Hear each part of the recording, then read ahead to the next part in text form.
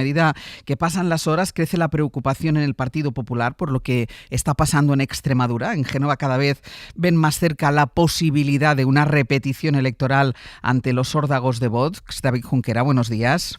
Hola, buenos días. Porque las exigencias de la ultraderecha son una vicepresidencia en ese gobierno autonómico, también consejerías importantes, y ante estas exigencias de Vox está la respuesta del PP, que no tiene muy claro, no sabe exactamente cómo reaccionar. Estos días les hemos contado que hay un importante debate interno sobre cuál es la estrategia a seguir con la ultraderecha, y ese bloqueo hace que de momento las negociaciones no avancen, hasta el punto de que la propia María Guardiola ha llegado a pedir al PSOE que se abstenga para gobernar en solitario.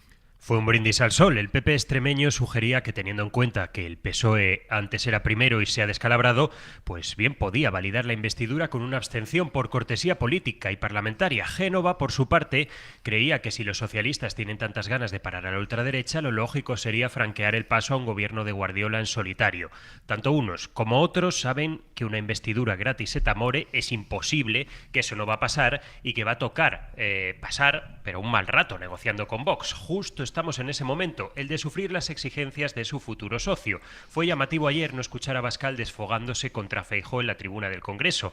Lo que no se dicen en público sí se lo dicen en privado. Fuentes del PP se quejan de que Vox se está subiendo a la parra, que piden de todo. Una supervicepresidencia que aglutine funciones económicas, diálogo social, emergencia, seguridad. También reclamarían su consejería fetiche, la de Agricultura. Y claro, con esa lista, el PP se sube por las paredes. Dicen fuentes de la negociación: les hemos aceptado más del 90% de sus medidas. Les vamos a dotar de presupuesto. Les damos consejerías. ¿Qué más quieren? Vox, por su parte, ha estallado acusando a los populares de romper el velo de silencio que debía proteger las negociaciones. Mirad lo que ha tuiteado su líder extremeño con el lenguaje belicoso habitual. Es tremendo comprobar cómo la señora Guardiola y el PP están filtrando convenientemente manipuladas y falseadas nuestras primeras posturas. Así no vamos a ningún lado. Encima, ayer supimos que le han pedido al PSOE que se abstenga. Ole, ole y ole. Ya sabíamos que tienen muchas coincidencias con ese partido. En el PP empiezan a temerse la encerrona, creen que Abascal no vería con malos ojos una repetición electoral para seguir subiendo, mientras que a ellos les podría llevar a pajar. Así que no quieren que se produzca esa repetición electoral, quieren evitarlo por todos los medios posibles. Junquera, gracias. Gracias. Decíamos esta mañana a las 8 que es verdad que llevamos muchos días hablando del ciclo electoral que empezó con estas elecciones en Extremadura, y decíamos esta mañana que quizá habría que hablar del ciclo postelectoral, porque el problema está viniendo después de las elecciones, porque el inicio del ciclo electoral tenía una intención para el Partido Popular, que era reforzarse en estas autonomías, pero lo que ha pasado es que quien se ha reforzado ha sido Vox, y especialmente en la Comunidad de Extremadura, con un problema, yo creo que personal, que tienen con la candidata María Guardiola. Claro, se lo van a poner muy difícil al Partido Popular, Ángel. Sí, yo creo que lo que hay, lo has dicho, ¿no? Un problema personal. Yo creo que hay un problema de piel entre Guardiola y Vox, y ya lo hubo en las anteriores elecciones en las que ella fue muy vocal y muy clara en lo que pensaba sobre Vox, mucho más que otros líderes del Partido Popular, y yo creo que eso también le ha pasado factura. Desde Vox da la sensación de que quieren arrodillarla, humillarla incluso. O sea, que no es una cuestión ya de que exijan cosas que no se pueden conseguir. Eso son 4 consejerías clave, la vicepresidencia, se hablaba también de la televisión pública. Yo creo que la sospecha es que están intentando volar por los aires cualquier posibilidad de que se produzca un acuerdo. En el Partido Popular están preocupados por esto, y están también preocupados por la estrategia que tienen que empezar a formar frente a Vox. Muchos están tomando conciencia, yo creo ya, de que Vox viene a sustituirlos, no viene a pactar con ellos, y esto cada vez es más evidente, y creo que tienen que reaccionar, y empieza a haber conciencia de ello en algunas partes del Partido Popular, y de hecho de cara a la campaña de Castilla-León están empezando también a plantearse cuál es la estrategia. Porque lo que han hecho hasta ahora no les ha funcionado. No les ha funcionado la estrategia de Extremadura y ni la de Aragón, que tenían variaciones las dos estrategias, sí, en referencia a su relación con Vox. Totalmente. Y bueno, yo creo que ya para abrir un poco el foco, el Partido Popular a la hora de enfrentar esto hay una buena noticia para ellos y una mala noticia. La mala noticia es que en el resto de países, hablábamos antes de América Latina, en Europa tampoco está funcionando bien, en Alemania, en Francia, en Reino Unido, se están comiendo los partidos de extrema derecha a la derecha tradicional. La buena noticia es que como las tendencias tienden a llegar más tarde a España, hay algo de tiempo para ver qué es lo que ha funcionado, qué es lo que no ha funcionado, y hay algo de tiempo para pensar cómo cambiar la estrategia. Elisa. Sí, no, yo creo que también, estando de acuerdo con lo que decís, el tema es cómo Vox está subido en una ola que ahora mismo es imparable, que es una ola antisistema de protesta, además con el viento a favor, con lo cual yo tampoco estoy tan segura de que le interese meterse en los gobiernos a gestionar cuando tú puedes vivir... No, yo creo que la estrategia de Vox será diferente en Aragón que en Extremadura. Por eso digo, porque la sensación es que a ti ya te va fenomenal haciendo esto que estás haciendo, con lo cual te vas a meter ahora, te pones a gestionar con el coste que se supone, con que se ve realmente si lo que haces, lo que haces. O sea, me parece interesante ver lo que van a hacer ellos también, porque está claro que ahora mismo tienen el viento de cara, la gente está muy enfadada, les va a votar. Claro, si tú te pones en una consejería de Agricultura, pues oye, digo, de cara luego a lo mejor a los generales, empieza a verse, bueno, pues la realidad, ¿no?, de la gestión. Y otra cosa que también me parece muy interesante es ver cómo están reaccionando otras derechas que tienen los problemas son los mismos en todas partes, ¿no? Y yo creo que ahí hay un aspecto que me gustaría introducir, porque este cabreo existencial que tiene mucha gente tiene muchísimo que ver con la gestión, la gestión de la vivienda, la gestión de los servicios públicos, la gestión de la inmigración, o sea, entonces claro, yo no sé si una derecha, digamos, más tradicional, más convencional, puede empezar a demostrar con gestión. Lo digo porque, por ejemplo, en Alemania, a raíz del tema de los trenes, que es muy interesante, los trenes en Alemania funcionan horriblemente mal, ¿no? Entonces, ¿cómo se han puesto las pilas con los temas de gestión? Es decir, un gobierno de derechas que dice, bueno, aquí hay que solucionar problemas reales de la gente, que es, oiga, yo me suba a un tren y que llegue a la hora, ¿no? Entonces, me interesa mucho ver si realmente, estoy de acuerdo con lo que habéis dicho, el Partido Popular no sabe por dónde le da el aire, unas mañanas me levanto por un sitio, otros por otro, pero que a mí se me ocurre que una forma de demostrar un poco que tú realmente puedes solucionar los problemas de la gente, que puedes hacer buena gestión, y que Vox por ahora lo que hace es rentabilizar toda esa increíble ola de malestar. Pero la prueba, y después hablaremos de ello, pero la prueba sobre esto lo tenemos en el pleno que hubo ayer con la comparecencia de Pedro Sánchez, y no parece que el Partido Popular pusiera sobre la mesa cómo sería su gestión, sino que se convirtió otra vez en un pleno bronco dedicado solo a la frase, al chascarrillo, al titular. Sí, pero eso que es interesantísimo lo de ayer, porque tiene que ver con la gestión de algo crítico como son las infraestructuras de ferrocarril. Siendo eso cierto, a mí sí me parece que la idea empieza a moverse en torno a los datos, en torno a los informes, en torno a las inversiones, que es donde debería estar el debate. Bueno, podemos dar todos los saltos que queramos, pero yo creo que la primera arrancadilla tendría que estar en cuestionar la propia estrategia del Partido Popular.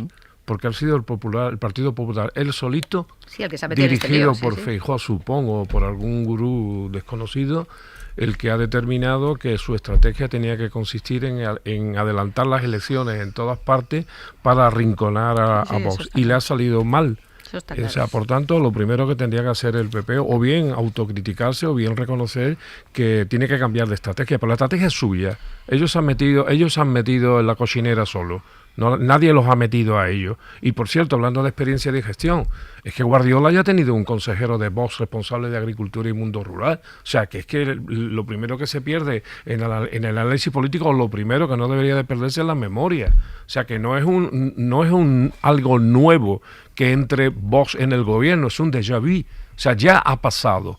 Sí, pero les ha funcionado mejor cuando han estado fuera. Pero de los lo verdaderamente sorprendente, por eso se salieron. Lo verdaderamente sorprendente de todo esto es que dos hermanos se lleven tan mal. O sea, ¿cómo es posible que dos hermanos, en palabras de la propia portavoz del Partido Popular, se lleven tan mal? ¿Y cómo se llevan tan mal ideológicamente cuando incluso la señora Isabel Díaz Ayuso, como hemos contado antes, se declara una abierta trumpista?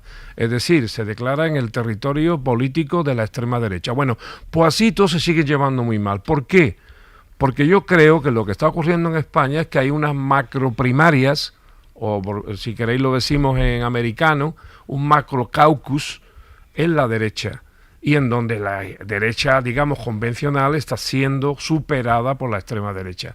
Lo demás son coberturas, podemos hablar de lo que queramos, pero lo que está ocurriendo aquí es que el Partido Popular se ha equivocado de estrategia, su sector más radical está ahora, incluso habiendo sido ellos los promotores de la radicalización del Partido Popular, pues resulta que su radicalización no ha servido, porque cada vez que se radicaliza el Partido Popular, se radicaliza todavía un poquito más la extrema derecha y lo arrastra. Pero parece que no hay opinión crítica sobre lo que hace el Partido Popular. Parece que la crítica está a la izquierda. O sea, parece que la crisis está a la izquierda, que no digo que no esté. No esté. Es que es compatible. No, puede ser incompatible. Pero bueno, lo que está ocurriendo a la derecha, vuelvo a decir, en vez de unirse, que es como se le pide a la izquierda, en vez de unirse entre ellos, ya que son hermanos, pues se pelean entre ellos. Porque están jugando, están peleándose por el mismo caso de pan. Hay una cosa de la que dice Aroca Ángel que yo creo que en eso, y es una evidencia, que es como mimetizándote con tu hermano, mimetizándote con ellos, esa estrategia de endurecer el discurso de la inmigración, esa estrategia con puntos populistas, con discursos como el de Tellado, ya no estamos hablando solo de Isabel Díaz Ayuso, es evidente que es una estrategia que al PP no le ha funcionado, es decir, yéndose hacia la extrema derecha, al PP no le ha funcionado. Yo creo que no le ha funcionado, lo que yo creo que no le está funcionando es el que no tiene una cara reconocible sobre muchos asuntos.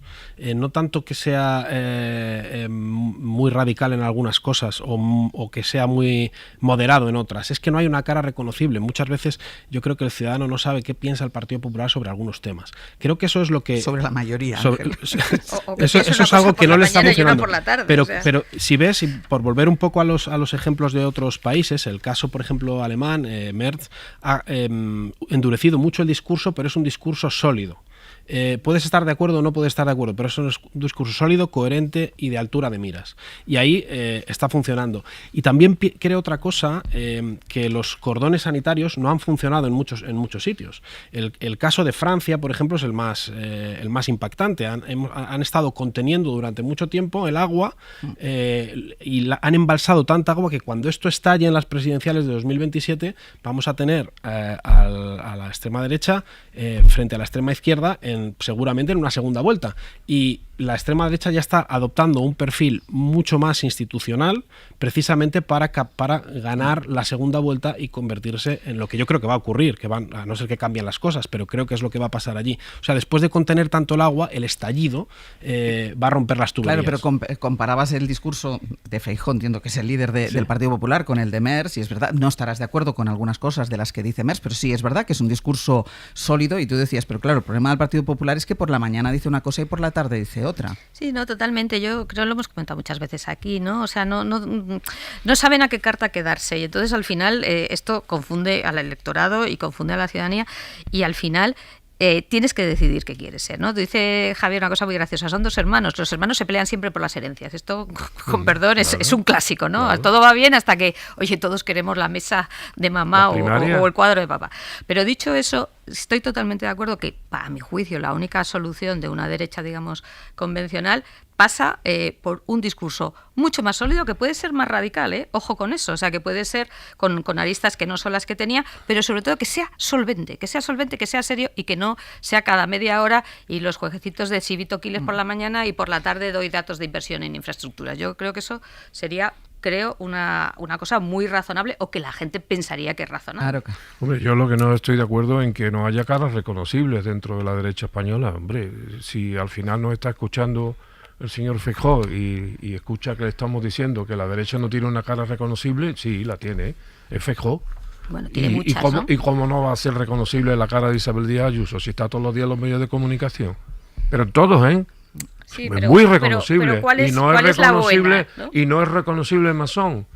Y no es reconocible Mellado. Todos son muy reconocibles. Lo que pasa es que a lo mejor lo que no son las caras apropiadas. Y cuando una cara no es apropiada, ya sabemos lo que pasa en el PP, te tiran por la ventana. Mira, políticamente hablando, me refiero a Casado.